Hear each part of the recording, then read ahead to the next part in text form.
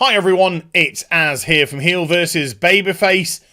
This week's episode of Batwoman was so bad it's actually spawned a trilogy of videos from me, including this. The first video was the review. The second video, which is always the darkest of the trilogy, was the collapse of the television ratings. And this third video is the revelation as to why the show is performing so badly. Because the showrunner of Batwoman a couple of days ago did an interview with the Hollywood Reporter, and based off this interview, it is so obvious to see why this show is an unmitigated piece of crap. And with that said, I want to just get something off my chest first before I go into this video. I'm not going to leave it for the conclusion or wrapping up at the end. When people turn on the TV, they want to be entertained. They want to have something interesting, potentially exciting or romantic or action-packed for them to watch, for them to forget about the cares of their everyday life. They don't want to be preached at. They don't want to be lectured at. And people are getting way too savvy about writers hiding behind the shield of diversity to hide the fact that they are piss poor, substandard, sometimes sub-intellectual in their delivery and their writing prowess. And this is a gleaming example of that. People are not turning off Batwoman because they're bigots. They're not turning off Batwoman because they are homophobic. They are turning off this show because it is one of the worst written pieces of trash that you could possibly watch. And you can weaponize diversity all you want. It's not going to change the truth. And people are also getting sick and tired of exactly that. The weaponization of diversity. Can't touch me because I'm a insert diversity here. They're getting too savvy to it. And this is why you get things like the ratings collapse of your show. Now, I had to get that off my chest because I don't know how long this video is going to last. So if it goes on for a little bit, I do apologize. But there is plenty in here that I have things to say about. And it rolls with the title of Batwoman, Boss Goes Inside That Historic Reveal. It's not historic. History doesn't care about this at all. Showrunner Caroline Dries opens up to the Hollywood Reporter about Sunday's groundbreaking episode of the CW superhero drama. It's not groundbreaking at all. It's a historic day for Gotham and for television. No, it's not. In a historic reveal. No, it isn't. Ruby Rose's Batwoman is officially an openly gay superhero. To go with all the other openly gay superheroes. Some that have been in the CW shows as well. Not historic. Not at all. For the past 9 episodes of the CW's Batwoman, Gotham was only aware that the billionaire Kate Kane was an out and proud lesbian. Sorry? Now, this could be a colossal mistake by the Hollywood Reporter, but how is Kate a billionaire? The show doesn't do anything to explain how Kate walked into Wayne Enterprises and just took it over. The show doesn't do anything like that. But it has given some flashbacks to Kate's past, and that says she really couldn't be a billionaire. You see, when we saw her accident in the car with her mother and sister, they're in a regular saloon. Billionaires aren't driving around in regular saloons. It's kind of almost like a soccer mom car that they're driving in. Nothing special, just a regular car in an accident. And then in other flashbacks, when we saw her and her father go in search of Beth, not Meg or Melanie, Beth, then we saw them again in regular transportation with regular clothes. Now, yes, billionaires can wear regular clothes and go around in regular transportation. But again, bog standard car, kind of salt of the earth people. What does her father do for a living? He runs a security firm. Where did his money come from, the security firm? It came from his other wife, his second wife, Catherine Hamilton. So the money's Catherine's, not her father's and not hers. And it's not been established at all that the father was independently wealthy enough to be a billionaire.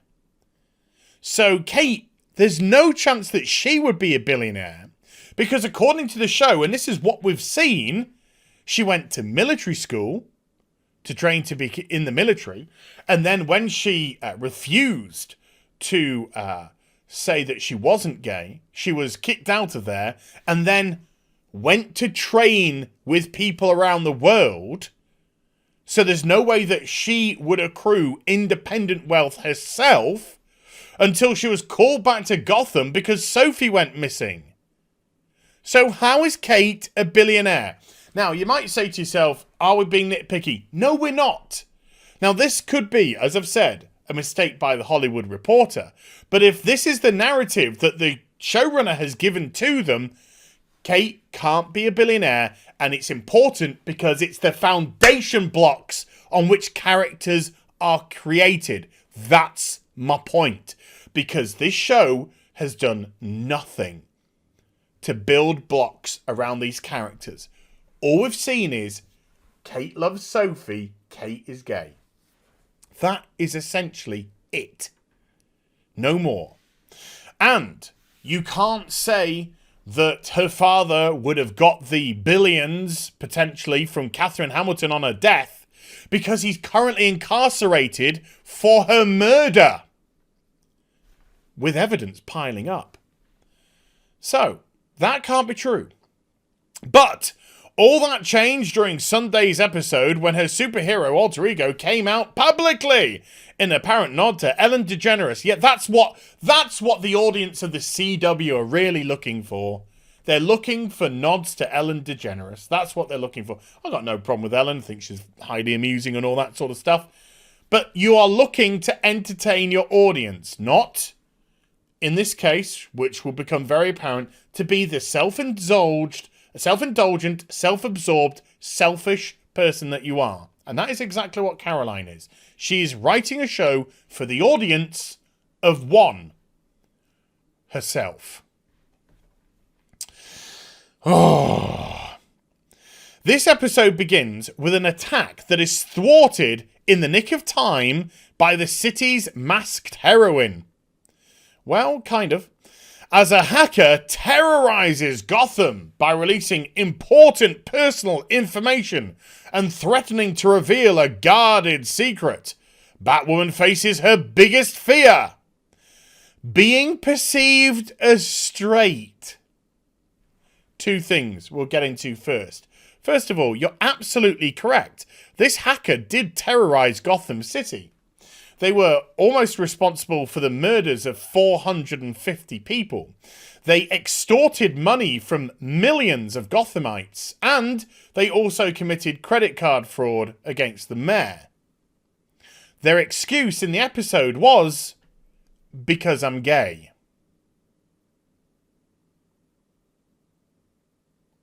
Don't worry, folks. That won't hold up in a court of law. And when she was arrested at the end of the show, off screen, she was indeed punished by the court system, who gave her community service. Attempted murder of 450 people, the extortion of money from millions of Gothamites, and credit card fraud against the mayor. Okay, credit card fraud, first offence, we'll ditch that. So it's only the attempted murder of 450 people, according to the show, and the extortion of millions of Gothamites. Yep, community service sounds about right. And then Batwoman's biggest fear, being perceived as straight. Now, I'm going to combine this with the rest of the sentence because it is actually important. As Gotham obsesses over her perceived romance with GCPD cop Slam Bradley, the man who saved her during an attack. Now, first of all, Sam makes his first appearance in this episode, and he's a Gotham City police officer, as it says here. And he pushed Batwoman out of the way to stop her from getting smashed on the head. And in that episode, she was knocked out by a trumpet, folks. So the noggin is very fragile. By a flying bat grapple. Or as I like to put it, he was serving and protecting like every police officer does. Oh, he was doing his job. Now, this is very important because let's reverse this to Batman. Let's say a woman saved, a police officer female saved Batman. Okay? And it was in the papers, Batman is in a perceived relationship with this police officer. Regardless, and this is again important, whether Batman is straight or gay, do you know how many shits Batman would give? Goose egg. Goose egg. It's not important because it's not what drives him to do what he does. It's not relevant what the press talk about. And in actual fact, Bruce loves when they talk about Bruce Wayne because it acts as a distraction away from Batman. But he would give no tosses whatsoever. This is pathetic. Absolutely pathetic. As well as being, by the way, heterophobic. But don't worry, folks. It can only go one way, you know. Torn between keeping her identity safe and being true to herself, Kate finds a voice of reason in the hacker Parker. A high school girl going through a tough situation herself as her ex-girlfriend outed her to her unsupportive parents. Through Parker's story, Batwoman realizes that in order to be a true hero, she must embrace who she is and do so publicly. No! That is the stupidest thing that you could possibly do. And I'll explain why. And again, folks, this isn't nitpicky. This is important because it's just a separation of logic. And when the show doesn't engage in logical thinking, you get shit like this. Your ratings collapsing. Because people say, why would I watch a show that is a mitigated trash? You see, what the show didn't realise is when it comes to this, they'd actually done the right thing. And rather unbelievably, Luke says something in this episode which is actually quite right. He says, well, it's fine that people think Batwoman is in a relationship with this police officer because that deflects away from you, who is an open lesbian. That's correct, Luke. You've actually said something of use for a change. But no. Now we have according to this, a billionaire Kate Kane realtor. And now we have a woman who's clearly in, let's just say, high-tech stuff. Access to a lot of gadgets, a lot of equipment that's purely going to take up a lot of dollar. Who is also an out and proud lesbian. Oh, wait a minute. Shall we just put two and two together, folks? Get a picture of Kate Kane, because Batwoman has provided this wonderful, light, detailed, high-definition image of herself. You put Kate next to her. Bingo! Problem solved. That is logic. Kate is Batwoman. Done. Not even halfway through your first season. But the showrunner, who is selfish, self-absorbed, she is writing for herself. Her writers are writing for themselves. And so they have to get the virtue signal in. This is the stupidest thing that she could do. But because the show operates off stupidity and poor writing, it's just going to pass by. It's just going to pass by. And then we go into the rest of the interview. And it becomes very apparent all that they're concerned about. How big a deal is it to have a lesbian superhero character as the lead of their own TV show? White Canary on Legends of Tomorrow on the CW that's now in season 5. Oh, fuck. Whatever. And to have her be openly gay. It's amazing. It's crazy. I'm just so grateful to all the powers that be that did not stand in the way. Why would they stand in the way? They have loads on their own network. Loads of superheroes that are gay or bi or whatever. Why would this be an issue? Did the network have any concerns about having Batwoman be openly gay? Not at all! Why would they? They have loads of openly gay, bisexual characters on their shows already. How will Batwoman's coming out impact her in the show? Well, if they had any decent writing, then she would be outed immediately as Kate Kane in the next episode, but they don't. They have substandard, subpar, terrible writing, which causes ratings collapses, and so it won't be addressed, of course. Could we see Batwoman take on any other LGBT-focused social issues within Gotham? Exactly, because Batwoman isn't a hero.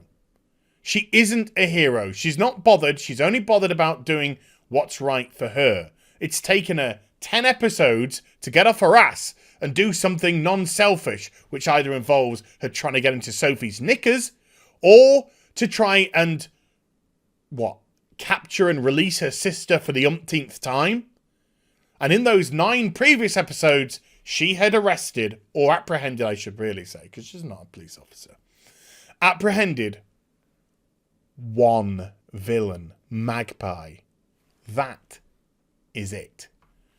But yeah, just deal with social issues. Like, instead of trying to understand the restaurant owner's bigotry, instead of confronting him about it, trying to get a resolution that he would be open to change or development within himself, buy the building across from him and open up the hottest gay bar in Gotham.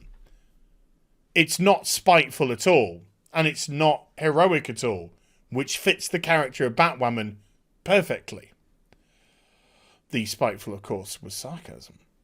This episode clearly means a lot to you. Exactly, because it was written for her. The writers, the other LGBTQ writers, wrote it for them, not an audience, not people to be entertained, to sit down, to have those cares of the world taken off their shoulders, to just relax and watch some action TV or something to wash over you and just have a smile on your face. No, it was written for them and them alone. How did Ruby feel about the episode? She cried. So did I, but I think we probably cried about different things and in different ways. You're an out showrunner with other LGBTQ character writers on staff. How did your coming out experience and those of your writers influence how Batwoman came out? I think we can see for ourselves. What a lot of people don't understand, and this episode portrayed this, is that coming out is not a one-time thing and you're done. It was important to depict that aspect of LGBTQ life. This is such a leading question, and I can easily turn this one around. Whoever you speak to, if you're trying to develop a relationship with somebody, whether it be a friendship or something more, sexual possibly, you ask questions. If I'm attracted to a female in a club, let's just say, for example's sake, and I go over to her and we're chatting and I'm just like, fishing. Oh, do you have a boyfriend? Do you have a husband? And she replies, oh, I have a girlfriend, or I have a wife. Then I know, oh, she's gay. She's not going to be into me because I'm a dude. So I know that we're not going to have that sort of relationship. That's just normal relationship building between human beings. But let's just reverse this. You could do this with anything in life. I could be in another part of the country, and somebody says, "Oh, you don't sound as if you're from here. Where are you from?" And I have to explain, well, actually, I come from Yorkshire. I'm a Yorkshireman. And I have a nice posh telephone voice when I do videos, but when I stop doing videos, then it kind of gets a little bit Yorkshire. So you are always, in everyday life, explaining certain aspects of you. Being gay is just one of them. Just one of them. So this is very, very much victimhood again. Oh, woe is me. Oh, pity me. Get out of it. Get out. Welcome to human race, and have a nice day. You call out the practice of making supporting characters, but never main characters, gay. Sarah Lance, main character of Legends of Tomorrow, that's in season 5 now. Again, false narrative. With a second season coming, what other aspects of LGBTQ life are you hoping to highlight? Because this is what this show is about. Not about entertaining anybody. It's all about this. And that's why the characters are suffering. The story's suffering. The relationship building's suffering. The main character is suffering. Because this is all you care about. I won't even go on to the final question. You get the drift. You get the drift. The showrunner is self-indulgent, self-absorbed, and selfish. They are writing, with their bunch of other writers, a show purely for them. Not an audience, potential audience for the CW. The CW's ratings in general, over the last few years, when they've engaged in this social, political issues, have crashed. Crashed. And it's not because the show is getting on. Supernatural is probably the second most viewed show on the CW, and it's in its 15th and final season. And it's gone for so long, not just because the Winchester boys are hunky, but because the show has some very fun writing. Might not always be the best writing at times, but it's very fun. The show is always fun and always engaging, and the relationships between the characters are fucking cast iron. Cast iron. No, nay, titanium. They are that strong because they built the foundation on character building, not on a small aspect of somebody's identity. I said in the review, I hope this burns. I hope this burns as regards to the episode and the ratings. And lo and behold, they burnt. We'll see what next week brings. Will people go to the freak show that is Batwoman? And when I say it in that way, I mean because it is so poorly written that people are literally seeing it for the joke that it is. I don't know. We'll see. Only next week will hold that key. But it's quite clear what the showrunner's intentions are, what their motivations are, and it's not conducive to entertainment because they're not looking to entertain. So I hope you enjoyed the vid. If you did, do get a thumbs up and also subscribe to the channel. Follow me on social media and Twitch for live streaming. Links are in the description box down below. And I'll be back with some more stuff very soon. You take care. Bye for now.